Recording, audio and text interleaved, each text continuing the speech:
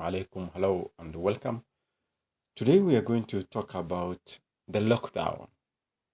Last Friday, the president announced new containment measures, and these new containment measures affected mostly Kiambu, Nairobi, Machakos, Kajiado, and the Nakuru counties. There was total lockdown of these counties. There's no movement, there's no coming in, and there's no going out. But there's going to be inter-travel between these counties. So these measures are hoped. It is hoped that this will limit spread of the virus and also save lives, considering the fact that all the hospitals are fully occupied by patients. So these measures are supposed to reduce the numbers of new infections. But we find it is observed that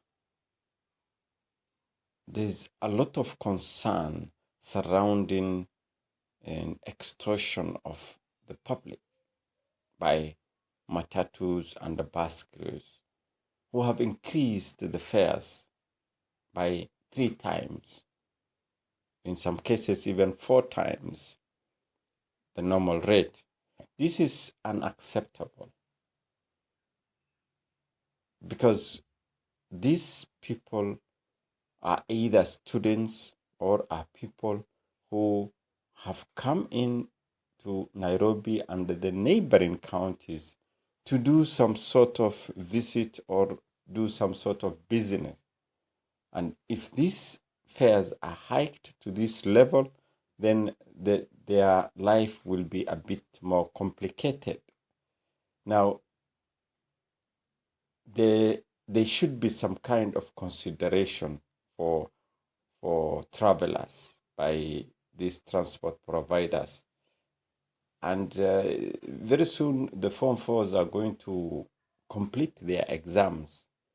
And I don't know how it is going to happen, but the government, the president should give some kind of directive on how these students are going to travel home. Schools are going to be closed and they have to travel home. How is the question? So the president will give, I think, very soon or the government spokesman, as he did last time, is going to clarify on some of these issues. Now, another issue is the police who enforce the containment measures, the curfews, should also be lenient to some extent, because every morning parents go out to do some work and then come back evening to their families with money to buy some food stuff. Most of these are laborers. If you see someone who's walking home around 8 p.m., walking a distance of almost 10 kilometers, sometimes the police need to be lenient on these people so that, they've been working hard the whole day, and then when evening comes, they are beaten like criminals.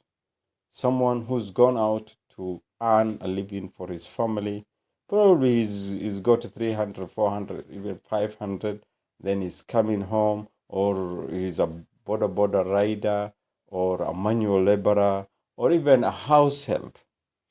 These people are supposed to be treated kindly, considerably, so that they don't go home when they have scars of canes, big sticks being hurled on them like criminals. This is not very good for the sight. So the police should also be very lenient on these people when they are coming home from their work. Now, I call upon also the government to come up with measures to help the less privileged, the vulnerable group in the society during this difficult time. And I hope and I believe that there are figures there are statistics, there are records to show that in any given locality, the government knows the vulnerable groups that live in that area. Those who are disabled, the children, the the elderly, the mentally ill people. These are people who need to get some kind of support, and the government should, if it doesn't, it should have records to show that these people exist in the community, and the government should extend a helping hand to these people during this difficult time.